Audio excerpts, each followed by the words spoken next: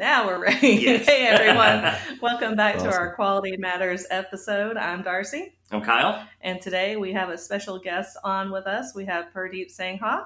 Say hi. Hi, everyone. Oh, there he is. We're doing this remotely through, what is it, Zencaster, Kyle? Mm-hmm. So this is our first time to use this tool. So we're hoping everything gets recorded and works right. Kyle and I want to say thanks to the Canon Houston for having us today. That's where we're recording from. And I have a little bio to read about our guest, Purdeep. Purdeep Sangha is the founder of Sangha International, an exclusive firm dedicated to helping entrepreneurs and corporations achieve higher profits. In today's global economy, quality matters. Benjamin Franklin once quipped, "The bitterness of poor quality remains long after the sweetness of low price is forgotten." Quality Matters is here to talk about all things quality. So whether you're looking to improve your business, getting ready for an audit, or dealing with failed inspections, tune in, check us out, then get back to doing work that matters. He's an avid learner and executor. He has an EMBA in Innovation Leadership, studied innovation at MIT and Stanford, is a certified Lean Black Belt in operations, and has also trained at Disney, Zappos, and Toyota. He has spent decades studying successful organizations to develop his proven formula for business success. Well, that's all very exciting to me. Whew. I don't know if I'm qualified to talk to you. That's pretty impressive. Thanks, appreciate it. A lot of. As usual, when we have a guest on, I kind of sit back and let Kyle and the guests talk about things. So today, I think their topic is processes in your life that can create effective leaders and managers. And I think that's kind of our goal with our Quality Matters, because with an effective leader or manager, then you have an effective process and effective business. Yep. So I think Purdeep has some information or some guidelines, steps to help you do that. No, I'm very interested to hear, especially because when you start taking a look at the quality management system, we deal with, for the most part, kind of the typical standards, ISO 9001, 14001, and so forth, a lot of API work. And some of the big features of these standards is the integration of leadership into the process. And without the integration of leadership and that leadership buy-in and commitment, it really doesn't matter what you're trying to achieve. So I guess to start, just kind of talk a little bit about, we'll just kind of dive straight into the topic here. So tell me a little bit about, your experience and what your take is on this. Yeah, sure, for sure. So as an executive of a large corporation, and I'll actually take it further back than that, at the age of 17, I was actually a personal trainer because my passion has always been helping people. And I realized that very soon into it that I could give people literally their workout program. Some people would actually follow it and some people wouldn't. And so when I really got down into it, I'd be like, what is it that really motivates people to make change and what motivates people to not make change? Right. Mm-hmm. And so that kind of followed me throughout my career, especially in the corporate world, because as an executive, I could give the business strategies and tactics to my division, to my team. And again, same situation. I even found that even specialists within their areas were just not executing on certain things. And it wasn't their technical skills or knowledge. It had everything to do with how they were managing themselves. So what I call the skill of self-mastery. Okay. So, and it's very interesting because I can take two people with the exact same skills and abilities and give them the strategies and tactics, and they will execute very differently. Yeah. One will have a significant amount of success and the other person won't. And it really comes down to their level of managing their own mind and their emotions and their own internal levels of energy. And so if you as a business owner, as a manager, executive, can learn the ways to really enhance your own ability to be what I call in inner alignment, you can actually start to motivate people and get more results with less effort. Because I think a lot of us, and I've been in this situation as well, feel like we're swimming against the current and we're doing it just out of sheer will. And when you have that inner alignment, things become a lot easier. You get things done faster. You get things done easier. What seemed to be tough to you in the past actually becomes a lot easier. And the reason why it's tough is because most people are not in alignment when it comes to their thoughts and their emotions. And so if you can get that down packed, you can actually become a lot more effective in your life and in the work or the career or the business that you have. Okay, so I'm guessing getting yourself in inner alignment is probably the first step towards being more effective as a leader. Yes, absolutely. I think the first step as a leader is really understanding what you want out of life. And most people, we're differentiating people's personal lives with their business lives or their careers. There is no line. Yeah. Let's just make that very clear. People bring their personal lives to their work. Yep. Absolutely. Well, this, I love that, that you're coming at this from such a very different approach than what we've come at it from. But that's been our mantra from day one, is that we want to help people save time and energy for what matters. And for one person, that may be that they want to have the additional time that they need to climb the corporate ladder. Hopefully it's leaning against the right building, but they want to climb that ladder. For others, I just wanted to be able to see my kids' Little League game.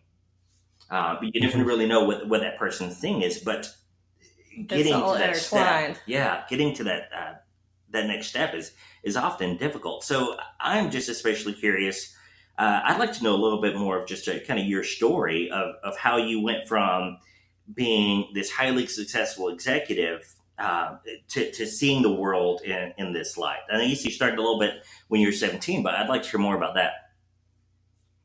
Yeah, absolutely. So I can tell you, I grew up with my parents immigrating here from India. They came over with pretty much next to nothing. All they knew how to do was really hard work, and they ended up working on an orchard. So I literally grew up in an apple bin. My parents would put my brother and I in an apple bin. I love it. As they would pick apples and pick cherries, that was our life. But I grew up in a very mindful environment. Mm-hmm. And I grew up in an environment where it was about nature. It was about seeing things grow, the simple things in life. But I also, at the age of 16, was put in charge of not even our own orchard. It was another orchard where they were some of the best cherry producers in the world that said, hey, look, you have a great work ethic. We want you to lead our team. So at the time of 16, I was managing about 50 people. Oh, wow. And I was thrown right into it to say, okay, how do I motivate these people? How do I get the job done? And then I really started to study what makes people do good work and other people not do good work. What makes people just barely just get the minimum job done, and what makes people be very good at what they do. And then that transferred over to successful businesses versus unsuccessful businesses. I pretty much carried that throughout my life. And I was fortunate enough, I would say, that I just kind of fell into the psychology and neuroscience of people's behavior. And that's always been my passion, you can say. I've been studying that on the side. I found it very funny because I would talk to neuroscience on the side. Yeah. It is funny because I would talk to people and say, this is, I would just assume that people would know this kind of information. But, people have lives and they would do other things other than read up on psychology and neuroscience. So familiar. Yeah, exactly. And that's kind of what I grew up doing as my passion, as my hobby. And so throughout the corporate world, I was known as the go-getter. I was known as the guy that would blow things up and just get the job done. And I soon realized it was because of my skills on the psychology side. And then I was literally, I have an entrepreneurial spirit. I grew up in a family business. I always wanted to have my own business. I had other portfolios on the side when it came to real estate, but I never really had my own thing that I was doing. And as an executive, I was getting things done, but I wasn't happy. I felt like I wasn't fulfilled in life. I felt like I just wasn't living out the purpose that I was meant to live out. And my relationship was actually failing as well at that time. And I just said, I need to change things. I need to do something different. And I literally just walked into work one day and I quit. And it was literally just as I mentioned, I was done. I actually had a conversation the day before with my wife. Actually, I think it was 2 days before. And she said, you're serious about this, aren't you? And I said, absolutely.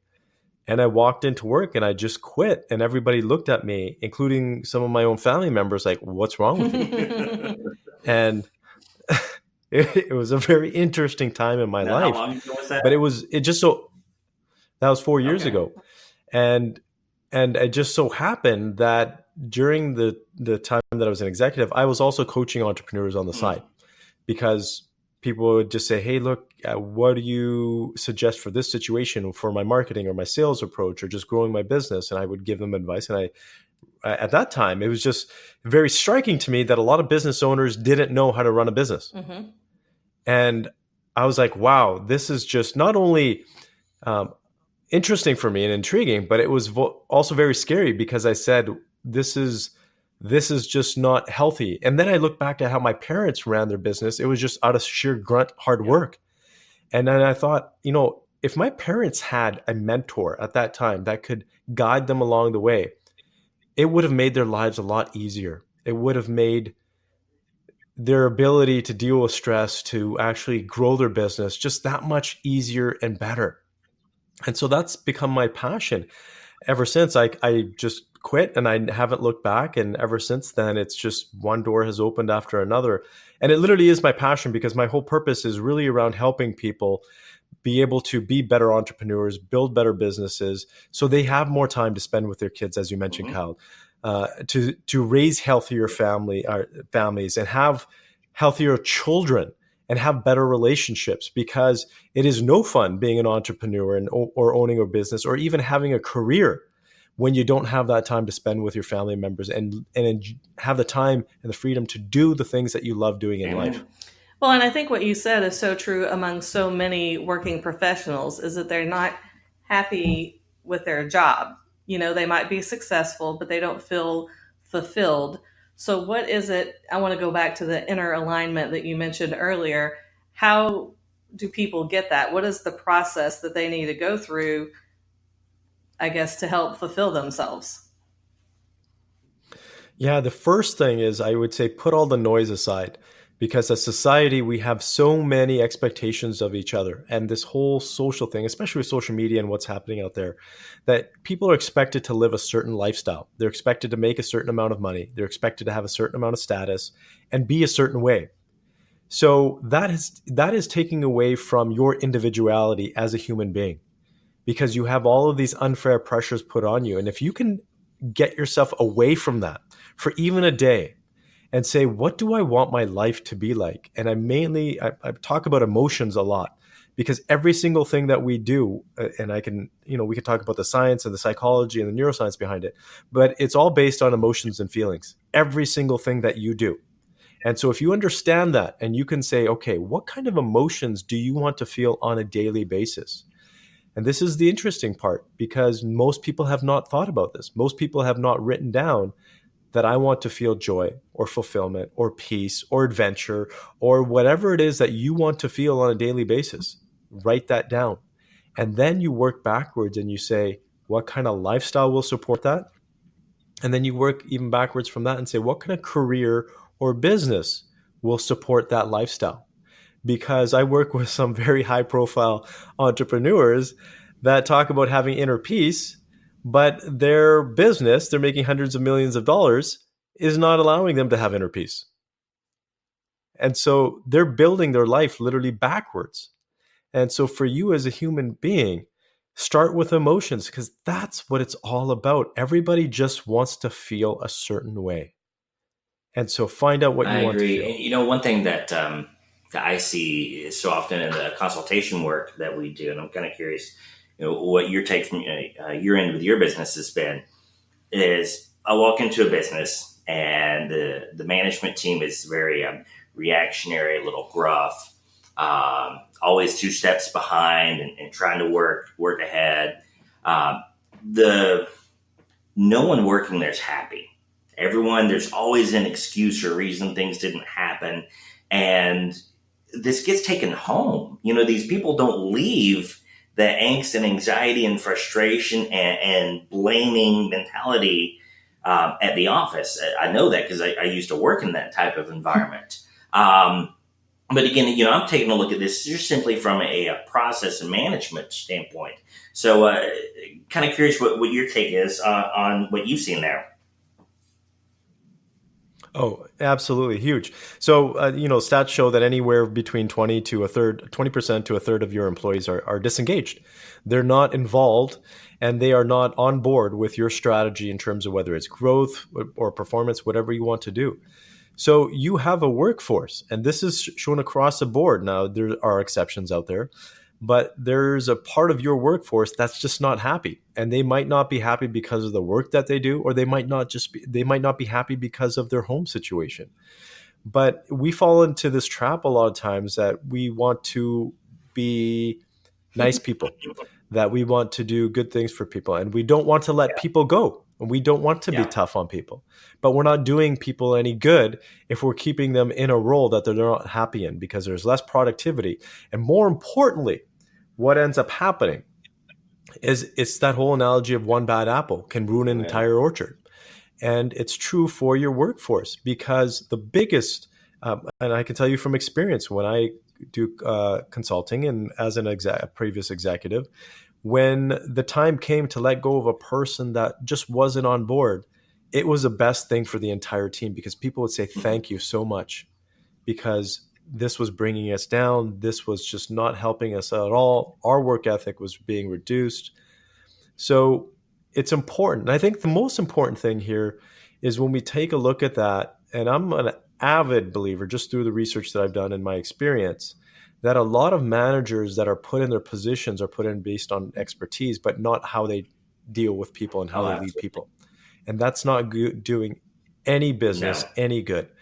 So put your best people leaders up front, because a lot of the times when we see a disgruntled employee and we say, hey, look, that person's not working out well, they're not doing their job well, I can bet you anything, a lot of it has to deal with how they're being managed. No, I would definitely agree with that. And I've seen that in several places. Obviously, I only get little snippets sometimes of the folks I get to work with, but these are all common themes that repeat over and over and over. And again, it's so exciting for me to hear someone else coming to very similar conclusions from such a very, very different background and strategy and kind of way of looking at things.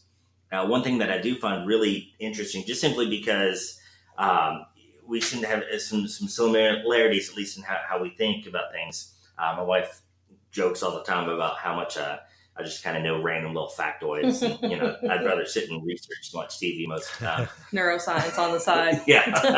But, That's growing awesome. up, I spent, at least half my childhood out with my grandfather. And, me and my papa would go work the hay fields in the summer and cut mesquite trees. And, that was life. It's, we'd spend, anywhere from 8 to 12 hours a day working in 100, 105, or maybe 20 or 25 degree weather, just working. And that's just what you did. You got the job done and then you went home. And it might be interesting, even if it's off mic sometime, just to chat a little bit, because what you're talking about, these are concepts that seem so common sense to me, but they don't seem common sense to most people. Mm-hmm. Now, I would be interested to know how much that different background and way of being brought up and view of work and whatnot that might influence that. Oh, yeah, a huge influence, because I learned how to treat people and deal with people from my parents and having a family business, because my parents were very similar the way you talked about. And I could say I would never trade that for the world. My wife laughs and she said, that was kind of like slave labor, wasn't it? At the age of 9 years old. Yeah, yeah, exactly. I laugh now, but I said it at the time, it didn't feel like it. But you're absolutely right. I grew up working in 30-degree, 40-degree heat, 12 hours a day, sometimes 7 days a week throughout my summers, while other kids were having fun going on vacations and having jobs indoors. But I also loved it, because the one thing I had to teach myself, which sounds very similar to you, is self-discipline. Is if you can master yourself, this is the most important skill, is if you can master yourself, you can master anything in life. And growing up this way was the biggest challenge for me, because not only was it physically challenging, it was mentally challenging, because I don't know about you, Kyle, but it's for me, I had massive allergies too. And being in an orchard, I could barely breathe. I would walk around with a mask on. And I just said to myself, I got to do this because just one more hour of this. And it just kind of led to a work ethic that is pretty much unmatched. There's very few people I can come across now that will have that same work ethic.